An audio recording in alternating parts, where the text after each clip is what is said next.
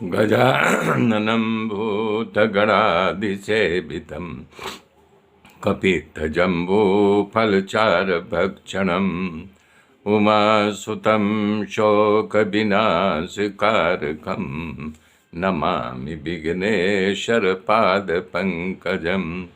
गुरुर्ब्रह्मा गुरुर्विष्णु गुरुदेव महेश्वर गुरु साक्षात् परब्रह्म तस्मै श्री गुरुवे नमः। या कुन्देन्दु तुषारहार धवला या शुभ्रवस्त्रावृता या वीणा परदण्डमण्डितकरा या श्वेतपद्मासना या ब्रह्माच्युतशङ्कर पवित्रभीत् देवैः सदा वन्दिता। सा मां पातु सरस्वती भगवती निःशेषजाड्यापहा। हरिः हरिः ओ हरिः ओ। विदुर जी कह रहे हैं, उद्धव जी, बिचारी कुंती पांडु के मर जाने के बाद बहुत दुखी थी। वो जी भी नहीं पाती, लेकिन अपने पुत्रों को बड़ा करने के लिए अपने प्राण को रोक रखा था। हे उद्धव जी, आपको महाराज पांडु की क्या बात करूं, वो तो परम वीर थे। मात्र धनुष के सहारे चारों दिशाएं में अपना जो है दिग्विजय हासिल कर लिया था। हे उद्धव, मुझे तो धृतराष्ट्र के जीवित रहने के लिए बड़ा शोक हो रहा है। उसने पांडवों से द्रोह किया, मेरा अपमान करके सभा से निकाल दिया, उसके मुझे कोई दुख नहीं है। ये सब भगवान की लीला थी। सुखदेव जी इस प्रकार से विदुर जी परम भक्त उद्धव जी का जो प्रश्न किया था राजा परीक्षित ने, उसका उत्तर देते हुए कथा का विस्तार करते हुए कह रहे हैं कि श्री कृष्ण की आद आ गई और धुसके धुसके रोने लगे। उनका हृदय भर आया उद्धव जी को। उद्धव जी जब 5 साल के थे, तब से खेल में श्री कृष्ण की मूर्ति बना करके उनकी पूजा किया करते थे। पूजा करने में इनमें तन्मय हो जाते थे कि उनकी माँ जब कलेवा करने के लिए बुलाती थी तो वो पूजा छोड़ करके नहीं जाते थे, पूजा में ही मग्न रहते थे। उद्धव जी श्री कृष्ण की सेवा करते करते उन्हीं के साथ रह करके वृद्ध बन गए।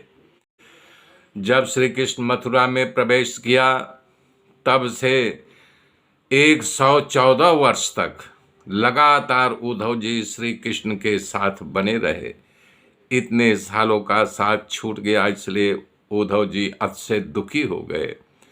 अभी उद्धव जी वृद्ध है, विदुर जी भगवान की कुशलता पूछी है, पर उद्धव जी क्या जवाब दे, मौन हो गए। आंख से आंसू गिरने लगा। उद्धव जी इस प्रकार रोते देख करके विदुर जी ने सोचा भगवान के भक्त हैं इसलिए रो रहे हैं। उन्होंने उद्धव जी से सराहना की कि आप धन्य हो उद्धव जी, आप धन्य हो। थोड़ी देर के बाद प्रेम प्रवाह जब रुक गया, उद्धव जी उस प्रेम प्रवाह से बाहर निकले, तब ये बोलना शुरू किया, ये मनुष्य लोग पृथ्वी अभागी हो गई है। भगवान कृष्ण रूपी सूर्य का अस्त हो गया, हमारा घर परिवार सब भाग्यहीन बन गया। हे विदुर जी, हम लोग लुट गए, भगवान हम लोगों को छोड़ करके अपने धाम को वापिस चले गए। हे विदुर जी, यादव तो एकदम भाग्यहीन है जो सतत भगवान के साथ निवास कर रहे थे, फिर भी सर्व अंतर्यामी प्रभु श्री कृष्ण को समझ नहीं पाए। जैसे समुद्र की मछलियों चंद्रमा के साथ रहती थी पर चंद्रमा को पहचान न पाई और अमृत से वंचित रही, उसी तरह यादव लोग भगवान से वंचित रह गए। यादव लोग भगवान कृष्ण के साथ खेलते थे, पर समस्त विश्व के आश्रय उस प्रभु को एक उत्तम यादव ही समझते रहे।